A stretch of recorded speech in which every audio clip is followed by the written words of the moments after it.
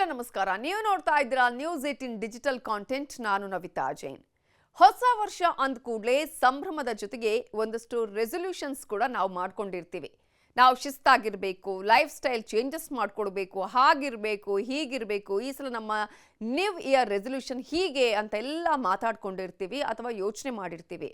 ಆದರೆ ನೀವು ಹೊಸ ವರ್ಷದ ಜೊತೆಗೆ ಕೆಲವು ಬದಲಾವಣೆಗಳನ್ನು ಕೂಡ ಗಮನಿಸಬೇಕಾಗತ್ತೆ. 2026ರ ಜನವರಿ 1 ಕೇವಲ ಒಂದು ಕ್ಯಾಲೆಂಡರ್ ದಿನವಾಗಿ ಮಾತ್ರ ಬದಲಾಗಲ್ಲ. ಬದಲಾಗಿ ನಿಮ್ಮ ಹಣಕಾಸು, ಬ್ಯಾಂಕಿಂಗ್ ಹಾಗೆಯೇ ಸರ್ಕಾರಿ ಸವಲತ್ತುಗಳ ಹಾದಿಯನ್ನೇ ಬದಲಿಸುವ ದಿನ ಅನ್ನೋದನ್ನು ಕೂಡ ನೀವು ಗಮನಿಸಬೇಕಾಗತ್ತೆ. ಹಾಗಾದರೆ ಸಾಮಾನ್ಯ ಜನರ ದಿನನಿತ್ಯದ ಜೀವನವನ್ನೇ ಬದಲಾಯಿಸುವ ಹಲವು ಮಹತ್ವದ ಬದಲಾವಣೆಗಳು ಕೂಡ ಆಗುತ್ತೆ, ಅದು ಜಾರಿಗೆ ಬರುತ್ತೆ. ಬ್ಯಾಂಕಿಂಗ್ ವ್ಯವಸ್ಥೆಯಿಂದ ಹಿಡಿದು ಸಾಮಾಜಿಕ ಜಾಲತಾಣಗಳ ಬಳಕೆ, ಸರ್ಕಾರಿ ನೌಕರರ ಸಂಬಳ, ರೈತರಿಗೆ ಸಂಬಂಧಪಟ್ಟಂತಹ ಯೋಜನೆಗಳು, ಇಂಧನ ಬೆಲೆಗಳವರೆಗೆ ಈ ಎಲ್ಲ ಬದಲಾವಣೆಗಳಲ್ಲೂ ಕೂಡ ಚೇಂಜಸ್ ಆಗುತ್ತೆ. ನೀವು ರೈತರಾಗಿರಲಿ, ವಿದ್ಯಾರ್ಥಿ ಆಗಿರಲಿ, ಗೃಹಿಣಿ ಆಗಿರಲಿ, ಈ ಕೆಳಗಿನ ಒಂದಷ್ಟು ಬದಲಾವಣೆಗಳನ್ನು ತಿಳ್ಕೊಳ್ಳೋದಿದ್ರೆ ಮುಂದೆ ನೀವು ತೊಂದರೆಯನ್ನು ಅನುಭವಿಸಬೇಕಾದೀತು. ಹಾಗಾಗಿ ಈ ಹೊಸ ನಿಯಮಗಳ ಕುರಿತ ಮಾಹಿತಿಯನ್ನು ನಾವು ನಿಮಗೆ ಕೊಡ್ತಾ ಇದ್ದೀವಿ. ಹಾಗಾದರೆ ಆ ಬದಲಾವಣೆಗಳು ಏನೇನು ಅನ್ನೋದನ್ನು ನೋಡೋದಕ್ಕಿಂತ ಮುಂಚೆ ನೀವು ನಮ್ಮ ನ್ಯೂಸ್ 18 ಕನ್ನಡದ ಯೂಟ್ಯೂಬ್ ಚಾನಲನ್ನು ನೀವು ಸಬ್ಸ್ಕ್ರೈಬ್ ಮಾಡಿಲ್ಲ ಅಂತ ಹೇಳಿದ್ರೆ ದಯವಿಟ್ಟು ಈಗಲೇ ಮಾಡಿ. ಜೊತೆಗೆ ಲೈಕ್ ಮಾಡಿ, ಶೇರ್ ಮಾಡಿ, ನಿಮ್ಮ ಕಮೆಂಟ್ಸನ್ನು ಕೂಡ ನಮ್ಮ ಜೊತೆ ಹಂಚಿಕೊಳ್ಳಬಹುದು. ಅದರ ಜೊತೆಗೆ ನ್ಯೂಸ್ 18 ಕನ್ನಡದ ಫೇಸ್ಬುಕ್ ಪೇಜ್ ಹಾಗೆಯೇ ಇನ್ಸ್ಟಾಗ್ರಾಮ್ ಪೇಜನ್ನು ಫಾಲೋ ಮಾಡೋದನ್ನ ಮರಿಬೇಡಿ. ಇನ್ನು ಬ್ಯಾಂಕಿಂಗ್ ಕ್ಷೇತ್ರದಲ್ಲಿ ಸಾಕಷ್ಟು ಪ್ರಮುಖ ಬದಲಾವಣೆಗಳು ಕೂಡ ಆಗುತ್ತೆ ಜನವರಿ 1ರಿಂದ. ಹಾಗಾದ್ರೆ ಆ ಬದಲಾವಣೆ ಏನಾಗುತ್ತೆ ಅಂತ ನೋಡೋದಾದ್ರೆ, ಜನವರಿ 1, 2026ರಿಂದ ಬ್ಯಾಂಕಿಂಗ್ ಕ್ಷೇತ್ರದಲ್ಲಿ ಹಲವು ನಿಯಮಗಳಲ್ಲಿ ಬದಲಾವಣೆ ಆಗುತ್ತೆ. ಅದರಲ್ಲೂ ಕ್ರೆಡಿಟ್ ಸ್ಕೋರ್ ನವೀಕರಣದ ನಿಯಮಗಳಲ್ಲಿ ಮಹತ್ವದ ಚೇಂಜಸ್ ಆಗುತ್ತೆ. ಅಂದ್ರೆ ಇದುವರೆಗೆ ಪ್ರತಿ 15 ದಿನಗಳಿಗೊಮ್ಮೆ ನವೀಕರಿಸಲಾಗ್ತಾ ಇದ್ದ ಕ್ರೆಡಿಟ್ ಸ್ಕೋರ್ ಡೇಟಾವನ್ನ ಇನ್ನು ಮುಂದೆ ಪ್ರತಿ ವಾರವೂ ಕೂಡ ನವೀಕರಿಸಲಾಗುತ್ತೆ. ಇದರಿಂದ ಸಾಲ ಪಡೆಯುವವರು ಮತ್ತು ಕ್ರೆಡಿಟ್ ಕಾರ್ಡ್ ಬಳಕೆದಾರರಿಗೆ ಇದು ತ್ವರಿತವಾಗಿ ಎಫೆಕ್ಟ್ ಕೂಡ ಕಾಣಿಸಿಕೊಳ್ಳುತ್ತೆ. ಅದೇ ರೀತಿಯಾಗಿ SBI, PNB, HDFC ಸೇರಿದಂತೆ ಹಲವು ಬ್ಯಾಂಕ್ಗಳು ಸಾಲದ ಬಡ್ಡಿ ದರಗಳನ್ನು ಕೂಡ ಪರಿಷ್ಕರಿಸಿವೆ. ಜೊತೆಗೆ ಸ್ಥಿರ ಠೇವಣಿ ದರಗಳಲ್ಲೂ ಬದಲಾವಣೆ ಆಗೋದ್ರಿಂದ ಹೊಸ ವರ್ಷದಲ್ಲಿ ಉಳಿತಾಯ ಆಗಿರ್ಬೋದು, ಇನ್ವೆಸ್ಟ್ಮೆಂಟ್ ಆಗಿರ್ಬೋದು, ಇದರ ನಿರ್ಧಾರಗಳ ಮೇಲೂ ಕೂಡ ಪರಿಣಾಮ ಬೀರುವ ಸಾಧ್ಯತೆ ಇದೆ. ಇನ್ನು ಮತ್ತೊಂದು ಬದಲಾವಣೆ ಅಂತ ಹೇಳಿದ್ರೆ, ಆಧಾರ್ ಪ್ಯಾನ್ ಲಿಂಕ್ ಕಡ್ಡಾಯದ ನಿಯಮಕ್ಕೆ ಸಂಬಂಧಪಟ್ಟ ಹಾಗೆ ಸರ್ಕಾರಿ ಸೇವೆ ಆಗಿರ್ಬೋದು, ಬ್ಯಾಂಕಿಂಗ್ ಸೌಲಭ್ಯಗಳನ್ನು ಪಡೆಯೋದಕ್ಕೆ ಜನವರಿಯಿಂದ ನೀವು ಆಧಾರ್ ಪ್ಯಾನ್ ಲಿಂಕ್ ಮಾಡಲೇಬೇಕು. ಅದು ಕಡ್ಡಾಯವಾಗಲಿದೆ. ಈ ಹಿಂದೆ ಕೂಡ ಅದು ಕಡ್ಡಾಯ ಆಗಿತ್ತು. ಆದರೆ ಒಂದು ವೇಳೆ ನೀವು ಮಾಡ್ಕೊಂಡಿಲ್ಲ ಅನ್ನೋದಾದ್ರೆ ಇನ್ನು ಮುಂದೆ ಇದು ಬಹಳ ಪ್ರಮುಖವಾದ ವಿಚಾರ.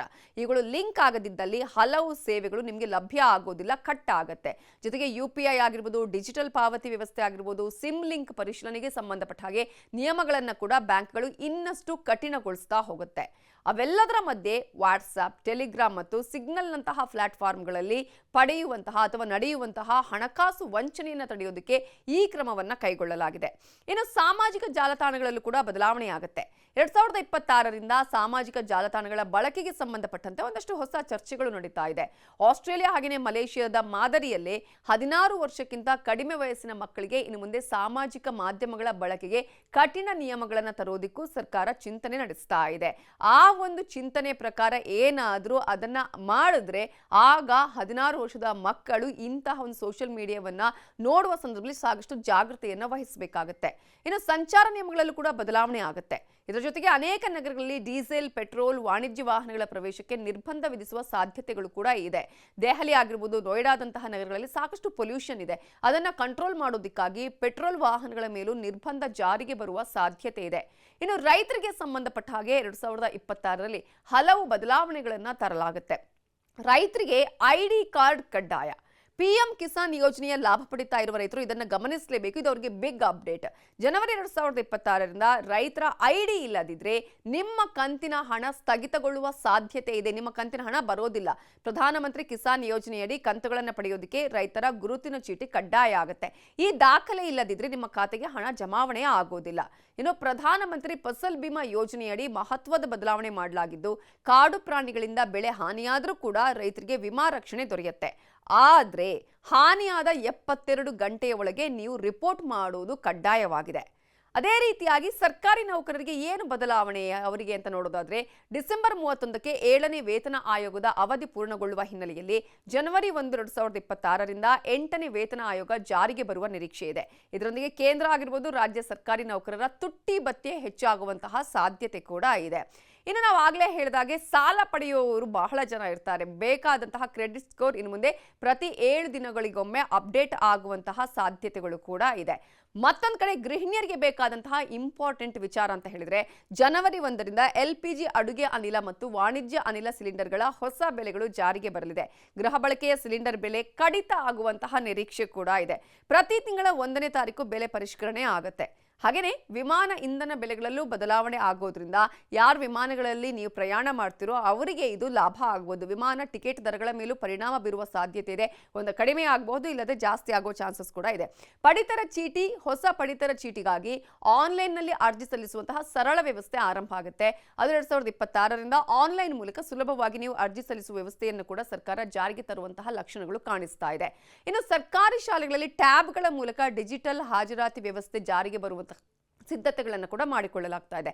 ಹಾಗಾಗಿ ಸರ್ಕಾರ ಸಾಕಷ್ಟು ರೀತಿಯ ಬದಲಾವಣೆಗಳನ್ನು ಕೂಡ ಮಾಡಿಕೊಳ್ತಾ ಇದೆ. ಬ್ಯಾಂಕಿಂಗ್ ಸೆಕ್ಟರ್ ಆಗಿರ್ಬೋದು ಅಥವಾ ಮಹಿಳೆಯರು, ರೈತರಿಗೆ ಬೇಕಾದಂತಹ ಹೊಸ ಬದಲಾವಣೆಗಳು 2026ರಿಂದ ಜಾರಿಗೆ ಬರುತ್ತೆ.